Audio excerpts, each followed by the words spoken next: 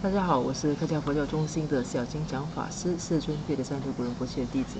我们今天还继续跟大家分享赞图古仁波切的生平传记承诺，特别版第2版。现在我们在第2章，就是在讲的是仁波切在美国早期的经历。在讲到第2章的后面的一些部分。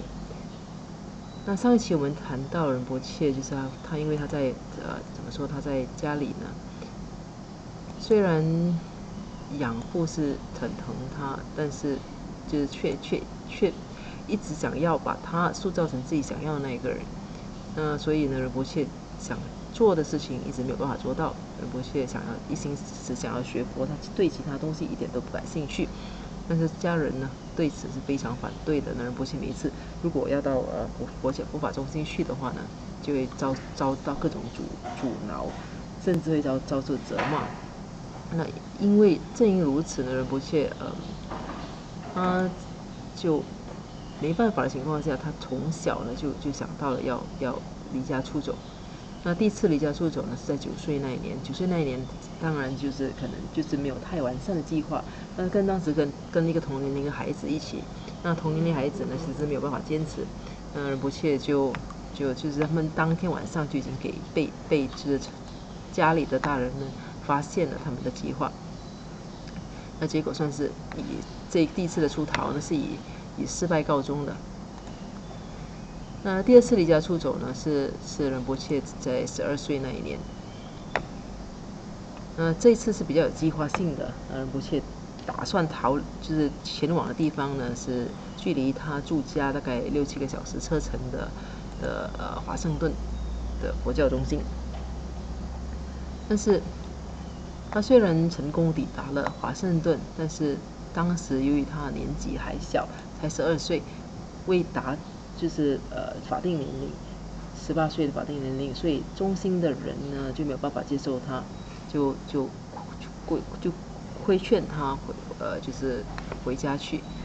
那仁波切没有办法，就是因为他所尊敬的大师其实也这么说，所以他没有办法呢，他就必须，结果就乖乖的回去了。那当时他心里其实是非常难过和孤单的。那回去之后，他的命运可想而知。怎么说呢？第2次离家出走，导致他的养父母对他的管教是更加严格。不仅没有更少有机会到佛教中心去，甚至连见自己的佛法的同修呢，也没有什么机会。那不仅如此，仁波切的养母呢，还对仁波切的上师进行了大量的一种诽谤的一些行为。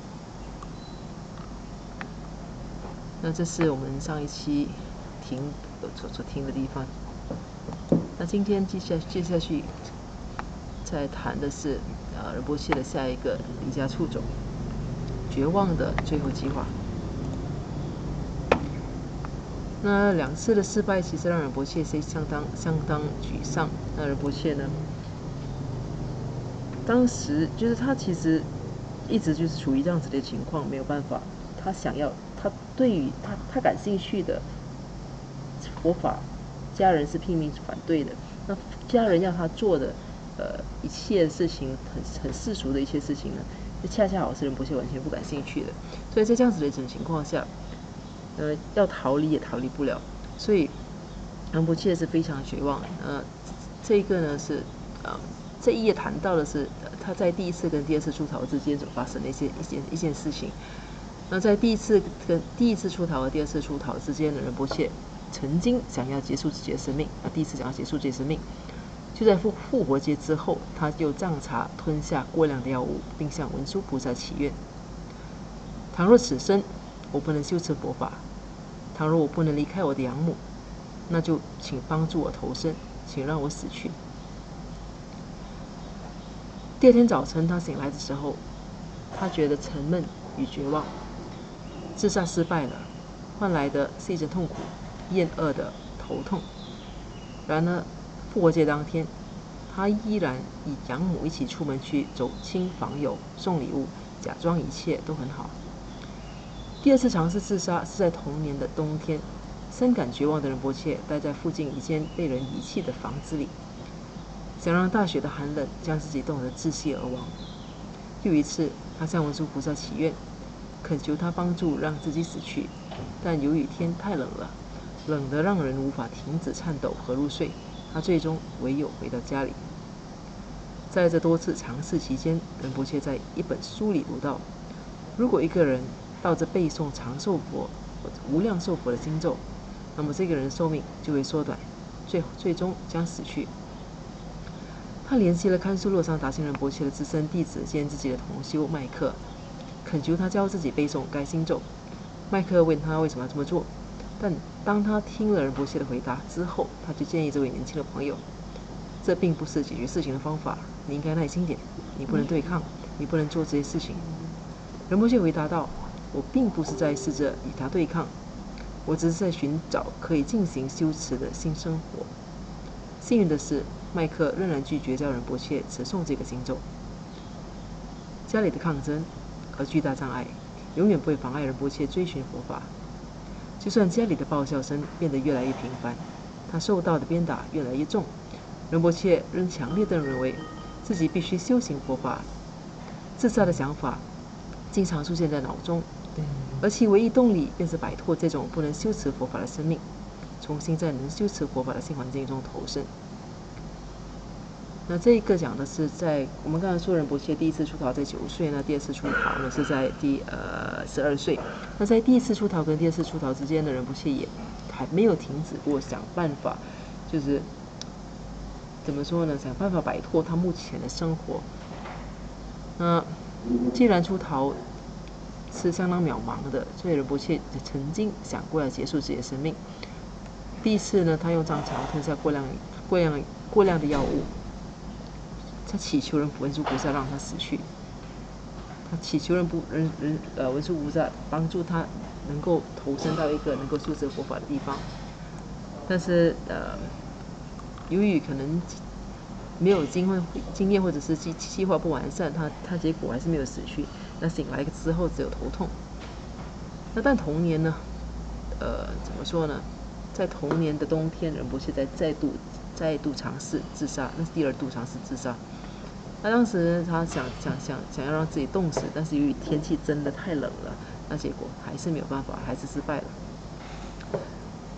那仁波切是甚至尝试，就是想用其他方法，包括背着就是反过来去背诵无量寿佛的经咒，但是当时他的同修呢，就拒绝教他这么做。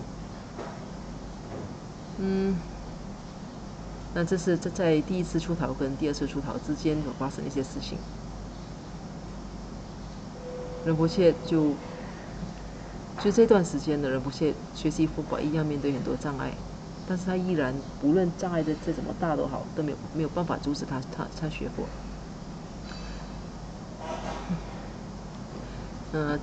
右下角我们引用仁波切的一段话，这是在说仁波切的养母。他并不像大多数母亲一样会说：“天哪，这都是我的错。”相反的，我会遭受更多的鞭打，永远都不会是他的错，永远都是别人的错。丈夫的出轨，他可怕的童年生活，以及他的精神分裂症，都在暴力中发泄出来，而我是他唯一可以发泄的对象。那这里讲的是就是仁波切的养母达纳的一些情况。达纳呢，当时由于精神分裂症，所以他常常就是算是常常失控的去鞭打仁波切，而且他完全就看不到自己本身有任何问题，所以凡是有任何问题的话呢，他就找仁波切发泄。而且当时他自己本身的女儿已经就是没有跟他住在一起了。那所以唯一她既不能对自己的丈夫施加这样子的压力，所以她唯一能够发泄的对象就是当时年纪很小的仁波切了。所以所有的鞭打和责骂呢和错误呢都全部加在仁波切的身上。那右上方这张图呢是那一年我们说仁波切尝试自杀那一年，1978年的圣诞节。觉得他们全家都在庆祝圣诞节，但是这个时候呢，仁波切尝试要出逃，甚至想要结束自己的生命。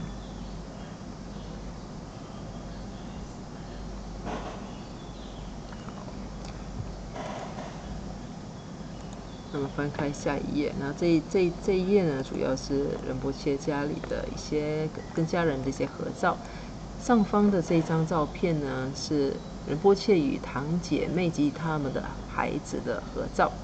在仁波切右手边的第一位，就是幼年时照顾自己的苏西古家主堂姐。仁波切离开了新泽西的幸福家庭，因为只有这样做，他才能修持佛法。之前有介绍过，仁波切说，他的堂姐对他很好，但是他这一切呢都没有这一切所谓的可能家庭少有的一些家庭温暖，并不能阻止，也不能就是拉住仁波切长继续学佛的脚步。他最后还是离开了这个家庭。下方这张图呢是仁波切跟自己的养父母的合照。这张老照片是仁波切和他的收养家庭的合照，时间大约是他最后一次出逃往加利福尼亚州的时候。仁波切离开新泽西的时候，大概就是差不多是这样子的一个岁数。这是他离开之前不久的一个照片。好，接下去呢，进一步远逃。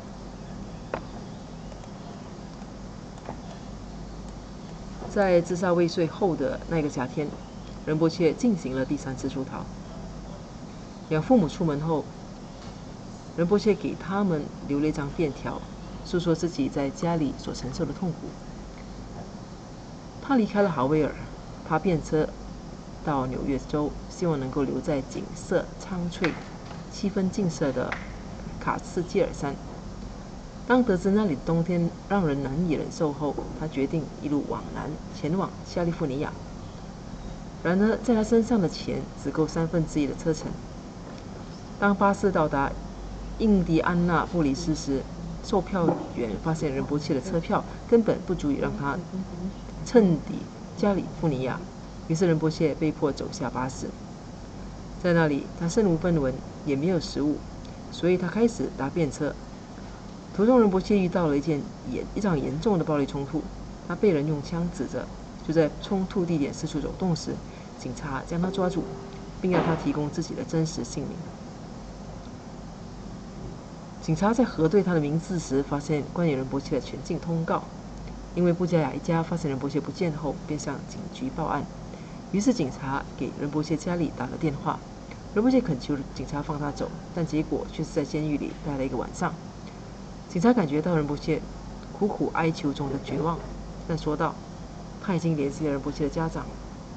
他好心地对仁波切说，不管家里是什么情况，仁波切都应该回家完成学业。”第2天，仁波切的舅舅吉卡安德烈耶夫从新泽西乘飞机到了印第安纳波利斯，将他带了回去。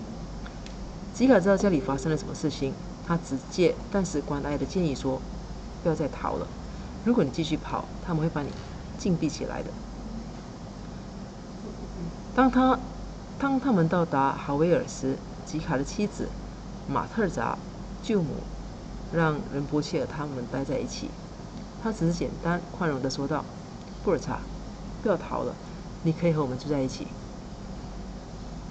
虽然仁波切还很小，虽然他仍极度渴望逃离那个家庭，但是他知道，如果他和舅母住在一起，他的养母一定会令舅母的生活难堪。尽管马特扎舅母也知道像这样的让布加雅一家难堪会给自己家庭带来麻烦，但是为了外甥的安全，他仍愿意冒一次险。“我的养母会打破你的窗户并举报你。”仁波切提醒他。“我知道他会那么做，但是为了你，我愿意承受这一切。”这是马特扎舅母的回应。怀着一颗慈悲却沉重的心，仁波切拒绝了舅母的好意，跟着舅舅回哈维尔的家去了。尽管如此，仁波切从不忘记舅母的好。他是唯一一个给仁波切提供帮助、带仁波切走出地狱般困境的人。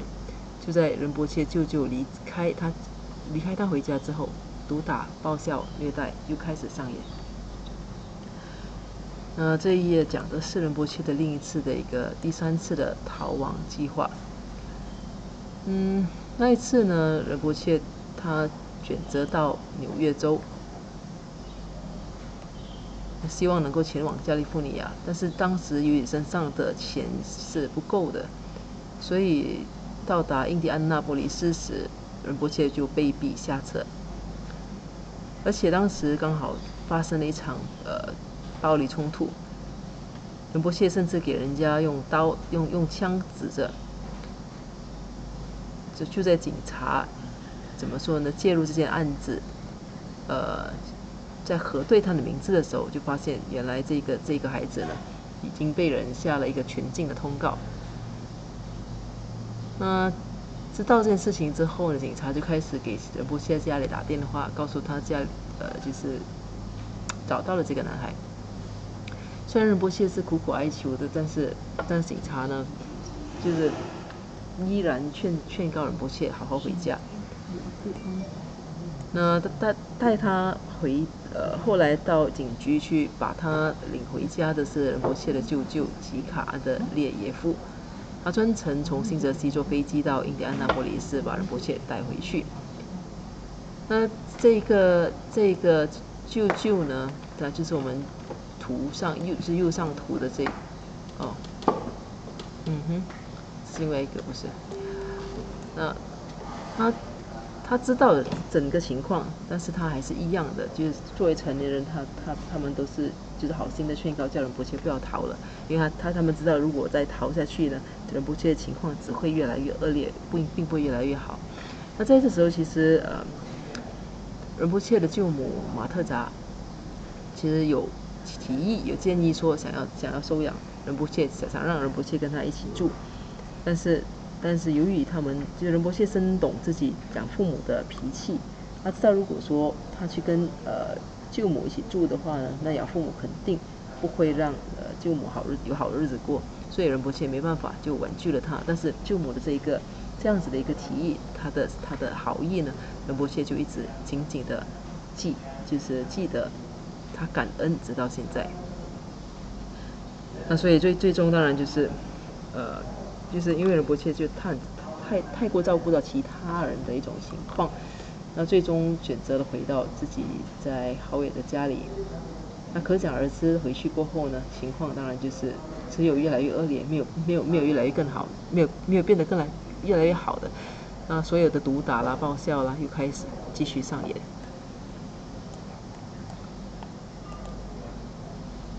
好，我们再读到下一页。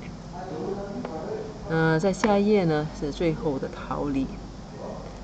这里，在堪苏洛桑达西仁波切接受，在堪苏洛桑达西仁波切传授完金刚瑜伽母灌顶之后，所有接受灌顶者，包括仁波切，接受了为期2周的金刚瑜伽母密法开示。1982年8月，就在开示快结束的时候，塔纳乘飞机到了科罗拉多，去陪伴已经成家的女儿丽斯玛。他告诉波斯，如果仁波切继续修持佛法，他就不会回来。事实上，他离开的真正原因是他发现波斯又再次出轨，但是不想为此与波斯对峙。虽然塔纳经常发脾气，情绪有不稳定，也会喜怒无常，但事实上很大程度上是波斯将塔纳逼疯的。他经常辱骂塔纳，侮辱他，看不起他。最糟糕的是，他与社区的其他女人发生了不正当关系。所有的这一切对于塔纳来说都是难以想象的痛苦。虽然塔纳对此只字不提，并将这种痛苦深深埋在自己的心里，但是他的痛苦仍然很明显。他任意地将怒气发在了仁波切的身上。后来波斯去世后，亲戚们在他的车库里发现了许多与他有染女人龌龊的拍立得照片。直到那时候，人们才开始明白塔纳遭遇了多少痛苦。为期2周的金刚瑜伽母密法修持开示结束的那一天，仁波切回到家中，发现养母已经去了科罗拉多。因为他走了，仁波切不得不照顾波斯。照看整栋房子。正是在养母不在家的这段时间里，发生了一些永远改变仁波切的事情。一天，仁波切和波斯单独在家时，完全出乎意料的事情发生了。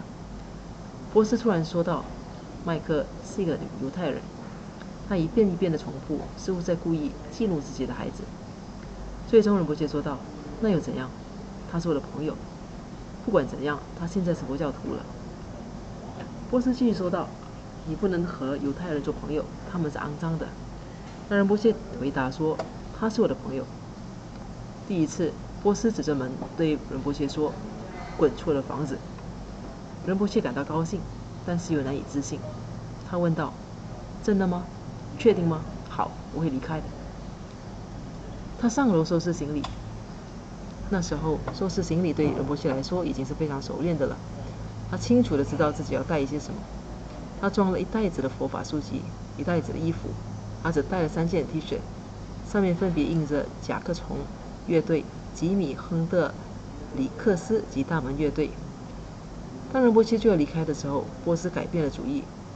他来到楼上，站在仁波切卧室门口。“我改变主意了，你不可以离开。”他说。仁波切生气了。第一次，他咆哮予以回应：“你没有好好对待妈妈。我知道你外头有女人，你伤害了妈妈，这都是你的错。我要离开，不要再为我发全境通告了。”波斯震撼了，仁波切从来不会顶嘴。在离开这栋掩藏着恐惧、残忍及令人伤感的房子前，仁波切想让波斯明白，自己知道所发生的一切，也知道真相。他与养父在楼梯平台擦肩而过，中途却一不小心将养父撞倒了。养父脸上显露的是即将分别的悲伤。这个男人爱他胜过爱自己的生命，但是却一直伤害了他9年。仁波切转过身，永远走出了布加雅家。那这一页呢，讲的是让仁波切在新泽西州的最后的一段故事。那当时我们说仁波切在第一次想要接受金刚瑜伽母灌顶失败之后呢，他在第2年因为更加努力、更加乖顺，那养父母就允许他参加这个金刚瑜伽母灌顶。那在金刚瑜伽母灌顶之后，他们还要接受2周的一些密法开示。那在这段时间呢，家里却发生了一些变化。那仁波切的养父其实是一个非常风流的一个人，跟社区里的很多女人都有染。那达纳呢，那时候又发现仁波切再度跟其他女人有染，所以他怎么说呢？无法面对这样子的情况，于是就以要到科罗拉多陪伴女儿为由，就离开了。但是他当时还留下一句话，就是说，他把这个主要的原因推到仁波切身上。他说，如果仁波切要继续这样子来修持佛法的话呢，他就不会回来。当然后来大家才知道这件事情其实根本主要并不是因为仁波切，而是因为波斯长期辜负达纳，且长期出轨，导致达纳情况病情变得恶劣，也长期陷入处于一种痛苦的状态。那一段时间就剩下家里就剩下波斯跟仁波切2个人。由于达纳不在呢，仁波切就必须背负照顾波斯的责任。那有一天呢，那个波斯当我们2个人单独在家里的时候，那波斯就开始就不断的。波斯其实是一个相当种族歧视的一个人，他对犹太人是十分的鄙视、看不起的。所以当时呢，他就刻意的就不断的就在仁波切面前说麦克是犹太人，麦克是刚才我们说过的是仁波切的佛法同修。他不断的重复这一句话呢，他就是刻意去激怒仁波切。那仁波切当然就顶嘴了。仁波切说是犹太人又怎么样？反正他已经是佛教徒了。然后但是波斯没有理，就继续说他们是肮脏的。那仁波切为此呢，就跟波斯有一些小争执。波斯生气了，当时就指着门口叫仁波切离开。那仁波切当时当然就顺势，他其实原本就想离开了。那既然波斯这么说，他就好。那如果你确定这么做的话，我就走。那你不要再发全境通告了。所以他很快的就上楼去收拾行李，而且是非常熟练的，因为他已经计划出逃已经计划了好久。但是波斯这时候后悔了，但是改变不了情况，仁波切已经决定离开了。那就这样子，他终于离开了他的居住了9年的家。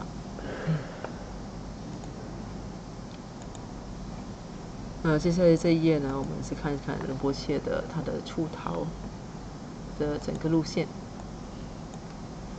年仅16岁的仁波切已经准备好开始一生的旅程。他将错的养父留在家中，出门以后才发现外面正下着大雪。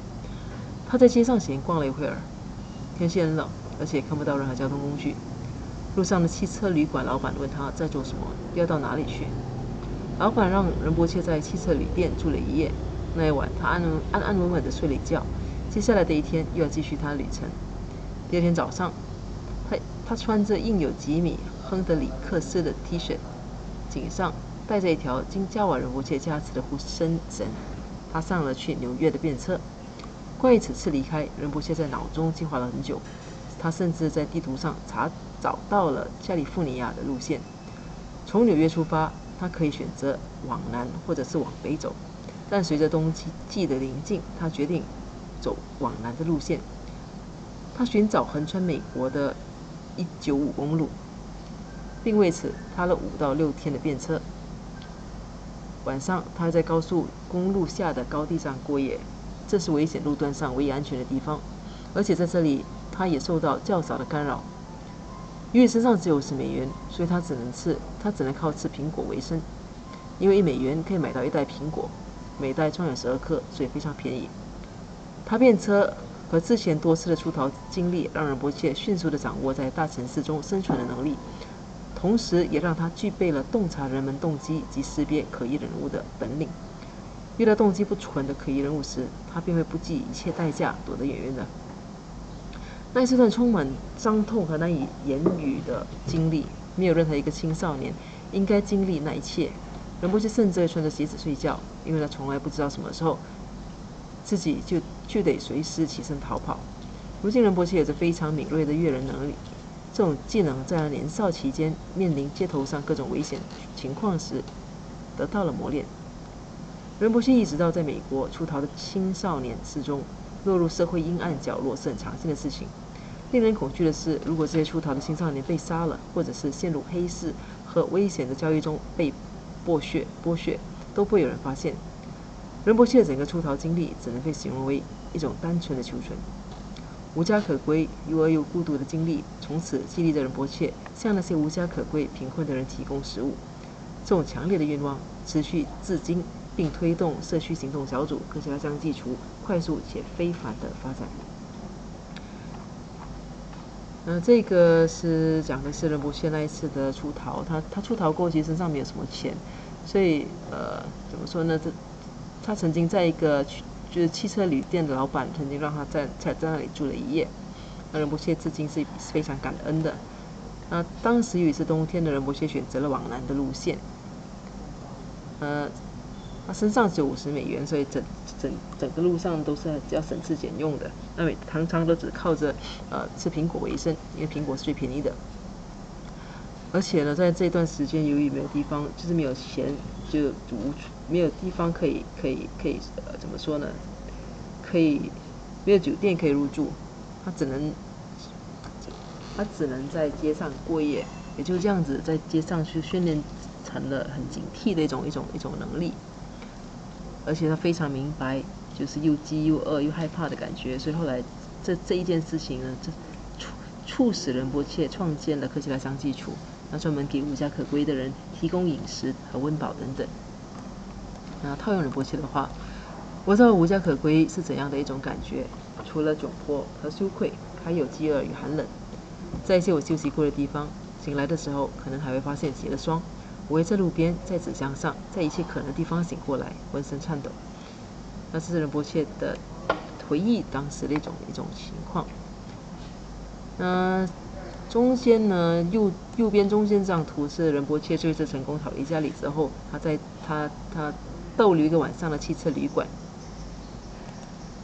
那左下方就是的地图呢，那是仁波切的出逃的一个路线。那大家可以看到米色的那一个线路呢，偏上方的那是仁波切第3次出逃。那我们说他出逃过，结果刚好遇到暴力冲突，结果就给警察送回家的，给警察劝请回家的。那只是一段比较相当短的路程，全程大概只是1127公里，到达印度安纳州的印度安纳波利斯为止。那最后一次出逃，第4次出逃呢？那是横跨整个美国，全程是4023公里，从新泽西豪威尔到加利福尼亚的洛杉矶。好的，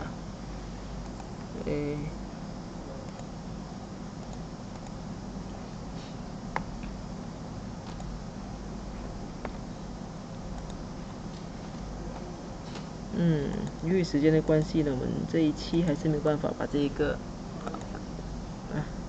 可能还是把它分享好。好，并不多。幸运的歇息。就在跨越美国之旅快要结束的时候，仁波切最终幸运地得到了一次喘息的机会。他与一位个子高大的金发女士一起搭车同行。这位女士拥有一半的美国原住民血统。金发女士当时38岁，有一个18岁的男朋友。她爱幻想、风趣，但也很古怪，让仁波切感到十分亲切。当仁波切告诉她自己是从家里出来的时候，这位女士回答说：“她也是。”什么时候？她说：“昨天。”她解释说，她之所以出逃，是因为自己的父母对她找到了一个年轻的男友这件事情不高兴。作为仁波切长途旅行的最后一段，这个金发女士载着仁波切到男友的父母家里。她问男友的父母自己能否再次借用车子，好把仁波切带到加利福尼亚的洛杉矶。男友的父母同意了她的请求，很快的，他们就踏上了旅程。这些年，仁波切一直生活在忧愁、恐惧和孤独中，他唯一感兴趣的事情也被剥夺了。终于，仁波切开始体验到自由和快乐。这位女士将他带到位于洛杉矶郊区蒙特利公园市的鲍勃古家族堂哥家。仁波切的堂哥与妻子宝琳一起生活。仁波切多次恳求鲍勃不要给他的养父母打电话，也许是出于对自己出逃的弟子的关心，鲍勃还是给他的养父母打电话去了。虽然仁波切担心的最糟糕的情况便是被送回家，但幸运的是，鲍勃获得仁波切养父母的同意，让他留在自己家中。仁波切的养父母可能知道，无论说什么，他们也无法将仁波切劝说回家。仁波切感到了难以置信的轻松。16岁的他终于获得了自由。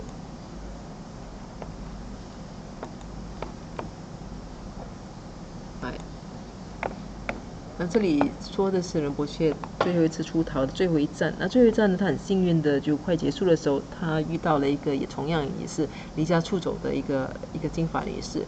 那金发女士呢，用男朋友的车子把她带到了美国加利福尼亚的洛杉矶。在洛杉矶呢，仁波切就到自己的堂哥家里居住，那叫鲍勃古家族的。虽然鲍勃就向仁波切的父母打了电话，告诉他的父母关于这件事情，但所幸仁波切的养父母这次并没有阻止，也没有叫仁波切回去，所以仁波切终于成功的可以留在就是离家出走，可以成功的留在洛杉矶了。那这张图片呢，就是仁波切他当时所居住的地方，就是蒙特利公园鲍勃古家族的家。那仁波切最初到洛杉矶的前的这几个月呢，就待在这个地方。左下角呢是他在鲍勃堂哥家里的房间。